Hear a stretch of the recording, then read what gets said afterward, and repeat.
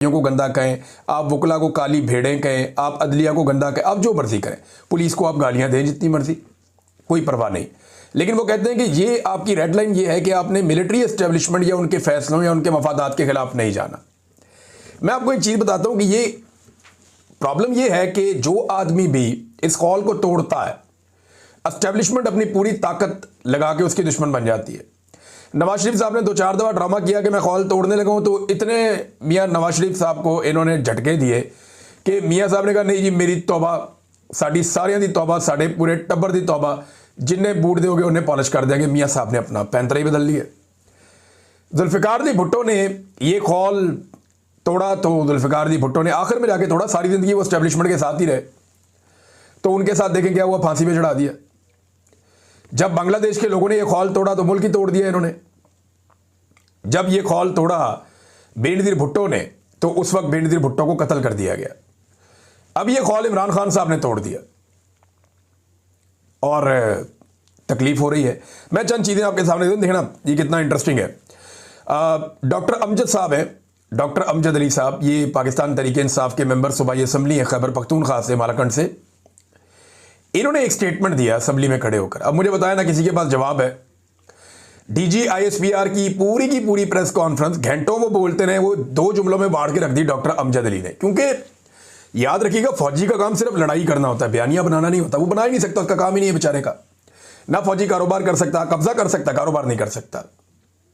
यानी अगर फौज ने कारोबार करना है तो फिर उन्हें खुला मैदान चाहिए, फिर उनके मुकाबले में कोई नहीं आना चाहिए, फिर उनका कारोबार चलेगा। अगर आप एक जैसा सबको माहौल दे, एक जैसी फैसिलिटी दे, तो ये कारोबार भी नहीं कर सकेंगे। जहां मुकाबला आ जाएगा वहां फारिग हो जाएंगे। तो ये अब इसमें ना डॉक्टर अमजद अली साहब का बयान, उन्होंने कहा 3 घंटे में आपने खबरें चलवा दी और दावे कर दिए कि 3 घंटे में अफगानिस्तान की 36 चौकियों पर कब्जा कर लिया गया। अब एक एक चौकी पे दर्जनों लोग होते हैं, तो 3 घंटों में आपने 36 चौकियों पे कब्जा कर लिया। कौम ये जानना चाहती है कि 3 महीने में आप बाजोड़ से सिर्फ 500 दहशतगर्दों को क्यों नहीं निकाल सके भाई?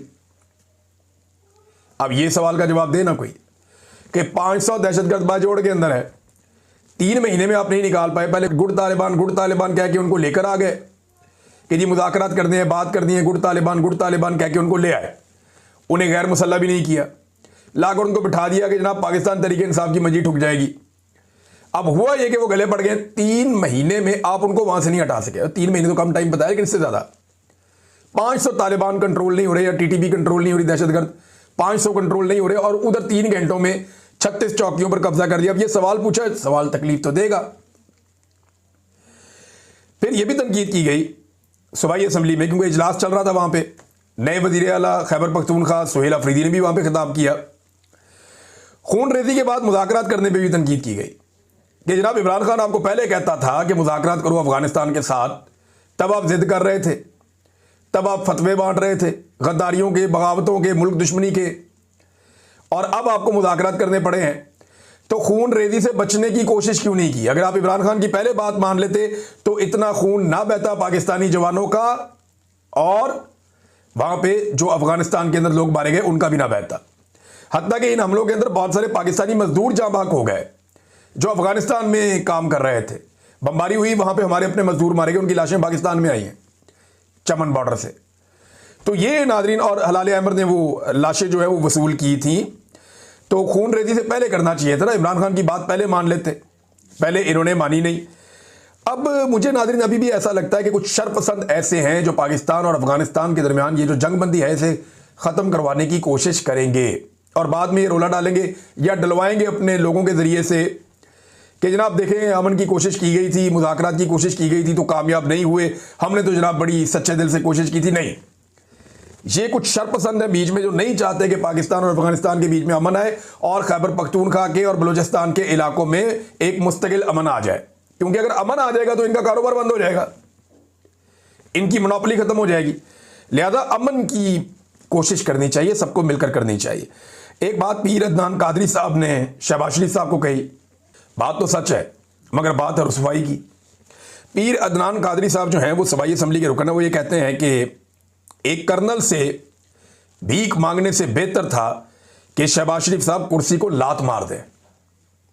वो मुलाकात वाले मामले पे, क्योंकि जब मुलाकात के लिए कहा, क्योंकि कर्नल कंट्रोल करता है इमरान खान साहब के बकौल अडियाला जेल को, वहां पे एक कर्नल है वो कंट्रोल करता है अडियाला जेल के सारे निज़ाम को, स्पेसिफिकली इमरान खान साहब के मामलात को। इमरान खान साहब ये बड़े लंबे अरसे से कह रहे हैं, उनकी फैमिली भी कह रही है, उनकी पार्टी भी कह रही है।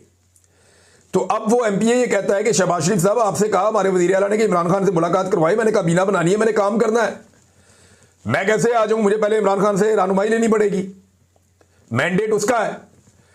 तो आपने कहा कि मैं पूछ के बताता हूं। अगर आपने कर्नल से ही पूछ के बताना था, तो अगर आपने कर्नल से भीख मांगनी है तो इससे बेहतर है कि आप कुर्सी को लात मार दे। लेकिन पीर अदनान कादरी साहब, गैरत बड़ी चीज़ होती है और इसको मारना बड़ा मुश्किल होता है।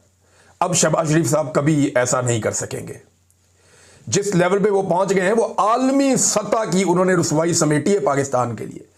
पाकिस्तान की तारीख का सबसे बड़ा जोकर वजीर आजम इन्होंने बनाकर दिया, जिसने ऐसी मदह सराई की डोनाल्ड ट्रंप की कि अमरीकी हैरान हो गए। जिस बंदे पे अमेरिकन एहतजाज कर रहे हैं लाखों की तादाद में निकलकर, रोला पड़ा हुआ है पूरे अमेरिका के अंदर, पूरी दुनिया में लोग कह रहे हैं यार ये क्या हो रहा है, और दुनिया भर का मीडिया है